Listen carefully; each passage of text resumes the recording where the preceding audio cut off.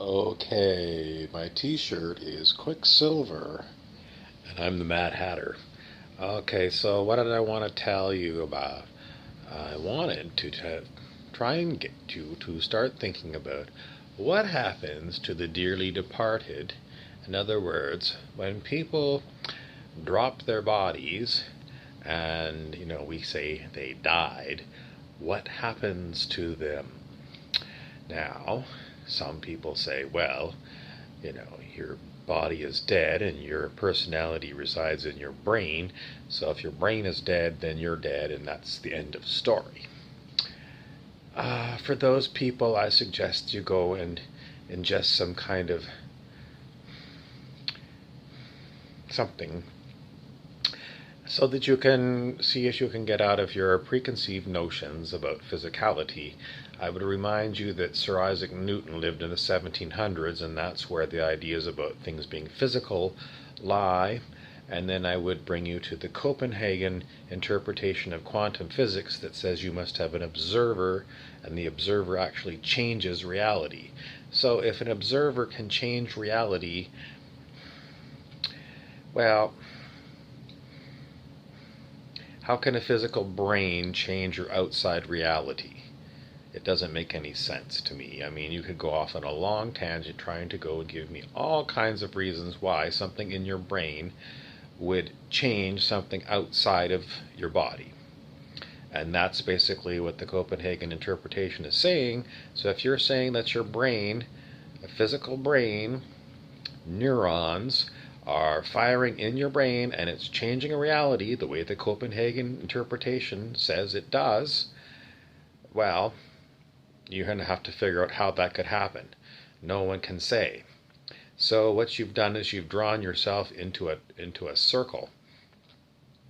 And you can't get out of your circle, because how can a physical brain with neurons affect outside reality? Copenhagen interpretation of quantum physics. No one can figure it out. No. So that's I'm going to have to say drop that whole idea about the idea that your personality resides in a physical brain. You just have to drop it. And, well, make your own video and tell me how it could be, but seriously. So I'm going to give the alternative. And the alternative is that your consciousness is actually projecting a body into this 3D reality that we call planet Earth. Now, I'm not saying we're living in a flat Earth or a globe Earth or any kind of thing, even a simulation. I'm not saying it. I don't know. All I know is I'm giving you the idea that your consciousness is projecting a body into this reality that we call Earth plane, okay? So what happens in this scenario if someone projects a dead body into this hologram, and you say, well, they died? Well, it means where was their consciousness that was projecting into this reality? I mean, normally if you're here, you're looking out through your eyes and you hear through your ears, so you think, well, your consciousness is actually in this reality. But could it be mapped into this reality? Could it be that you're somewhere else and you're just mapping it and doing kind of a little trick to trick yourself into thinking that you're into this 3D reality when really you're in a totally different realm, a different plane? Well, I don't know. But I'm just giving you these ideas, something to chew on. Now, what else do you want to know? Okay, well then what happens? You stop projecting a body into this reality, and your consciousness, I mean, does it just stop and, no different than if you've got a dead body and a dead brain, if you don't have a body projected? Or do you have some other way of getting around? Does consciousness actually need a body? I mean, some people say, well, you might have a light body or something. Do you actually need a body in order to be conscious? These are the questions I want you to ask yourself, because, if you're like everyone else on the planet, you're told that sooner or later you are going to die.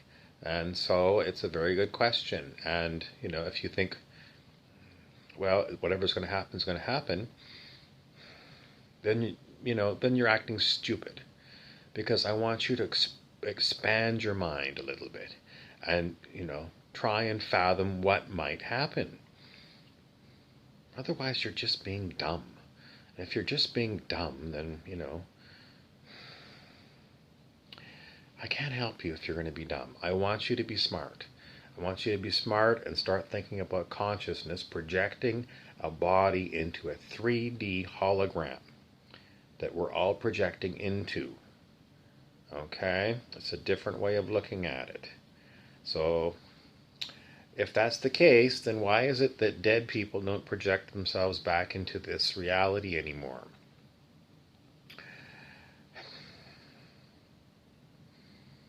Are there rules? Like, is it like in order to project into this 3D hologram, you have to project yourself into a fetus and then go through this whole thing where you're apparently born in an apparent physical thing, a physical body? That's kooky. Whoever designed it is really kooky. To convince you that you're a physical thing. Weird game. I'm the Mad Hatter. Some things for you to think about. Oh, one more thing. Quicksilver, it refers to Hermes or Mercury. Those were ancient gods, and you can look them up. I'm not sure what this is. At first I thought it was a whale, but maybe it looks like I don't know what it is. Is it like a peaked island with a mountain on the top, and then there's somebody swimming going by?